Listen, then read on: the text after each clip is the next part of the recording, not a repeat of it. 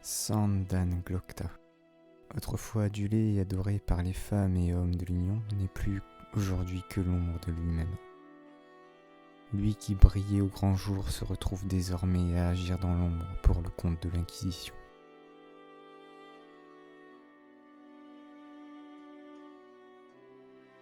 J'ai lu la première loi et ses suites, et dans ces livres, il est souvent fait mention du jour où Glokta fut fait prisonnier par les Gurkiens pendant la guerre qui opposait l'Union aux sudistes, 9 années avant le début de la trilogie. Mais jamais on ne rentre dans les détails, jamais on ne sait ce qui a amené Glokta à se faire capturer par les Gurkiens. Mais récemment, après avoir lu tous les livres d'Abercrombie et suite à ma relecture du premier tome de la première loi, j'ai entamé la lecture du recueil de nouvelles Double Tranchant. Dans ce recueil, on nous dévoile ce qui s'est passé juste avant le combat qui a mené Glokta à devenir l'être tordu qu'il est désormais.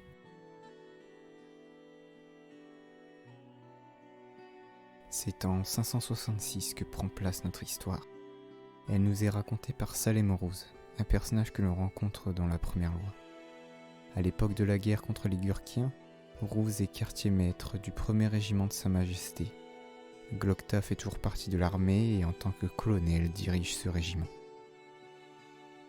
Un autre personnage que l'on connaît bien après avoir lu la première loi apparaît dans ce récit, Colem West, qui à l'époque n'est encore qu'un lieutenant. Par les yeux de Salem Rose, nous découvrons que Sandan Glokta est adoré par les femmes et adulé par les hommes, mais également adulé par les femmes et adoré par les hommes. Rose semble l'adorer autant qu'il le déteste.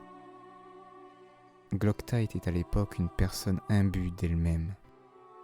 Se pensant supérieur à tous car il est noble, il a remporté la compétition 2 années auparavant et les membres du conseil restreint semblent le voir être destiné à un grand avenir dans l'Union. Pendant que nous assistons au combat amical de Glokta contre 3 soldats de l'Union, devant des dizaines de spectateurs dont fait partie le maréchal Varus, on apprend que le reste de l'armée est en train de traverser un pont pour pouvoir rejoindre l'état-major et poursuivre la campagne dans le Gurkul. Nous assistons à la victoire éclatante de Glokta face à ses adversaires. Il est alors félicité par l'ensemble du public et cherche un nouvel adversaire, digne de lui. Il propose alors à Rose de venir se battre mais se moque en réalité de lui. C'est alors que Glokta a l'idée de se mesurer au lieutenant West. On apprend dans les pensées de Salem Rose que Colem West semble être la seule personne qui ne semble pas être l'objet des railleries de Glokta. Il semblerait que ce soit l'une des rares personnes qu'il respecte. D'abord réticent, West finit par accepter, mais il participe à ce duel avec une véritable lame, car il ne possède pas de lame émoussée. Glokta pense que sa victoire n'en sera que plus grande. C'est alors que commence le combat. Glokta, qui semblait être le vainqueur désigné de ce duel, va se retrouver face à un mur. West, par toutes ses attaques, est plus rapide que lui et finit par lui laisser une estafilade à l'épaule, ce qui fait lâcher son arme à Glokta. West remporte donc le duel. Sandan Glokta perd face à un roturier ? C'est mal le connaître. Il demande alors au caporal Tuny, que l'on retrouvera dans d'autres romans de la première loi, de lui apporter sa lame de combat.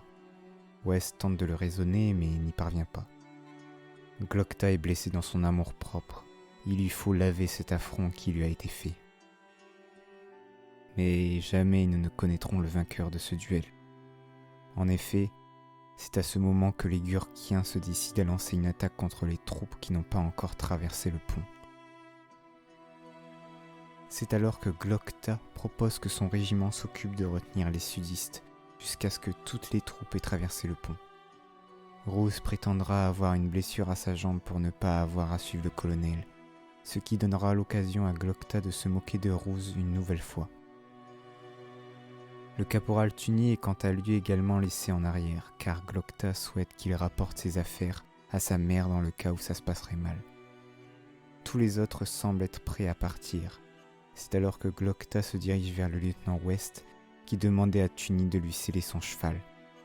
Glokta refuse que West l'accompagne. Il dit qu'il lui faut quelqu'un de compétent pour commander en cas d'échec de sa part. Sand parle également de la sœur de West, Hardy, et lui dit qu'elle aura besoin de son frère en grandissant.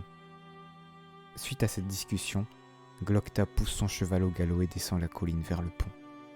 Ce que West ne savait pas encore, c'est qu'il ne reverrait le colonel Glokta que 9 années plus tard.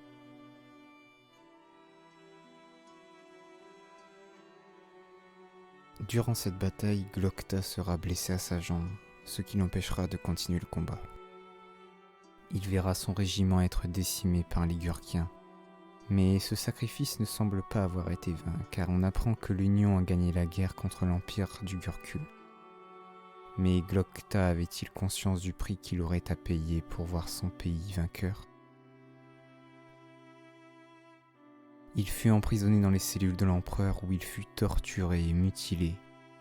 Ce n'est qu'après 2 années de souffrance quotidienne que Glokta fut libéré lors d'un échange de prisonniers entre l'Union et l'Empire. Glokta est alors méconnaissable. Du plus beau salopard de l'Union, il ne reste plus rien.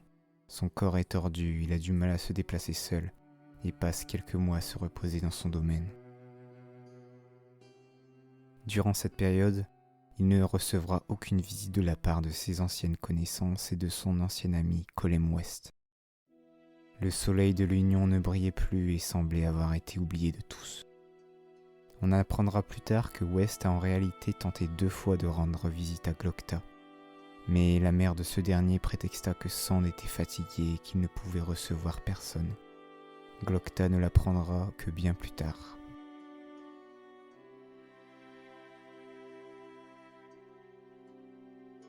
Pensant être oublié de tous, Glokta se remit tout de même et annonça quelques mois après son retour qu'il quittait l'armée et rejoignait l'Inquisition de Sa Majesté. Il sera envoyé au pays des Angles pendant plusieurs années pour y gérer des camps de prisonniers. C'est durant cette période qu'il se fera assister des tourmenteurs Frost et Severar. La fierté. Voilà ce qui a provoqué la chute de Sandan Glokta. Et le prix qu'il a dû payer pour en prendre conscience a été très lourd. Mais fort heureusement pour lui, et comme nous le découvrons dans les livres, sa fierté et son talent pour l'escrime n'étaient pas ses 2 seuls talents.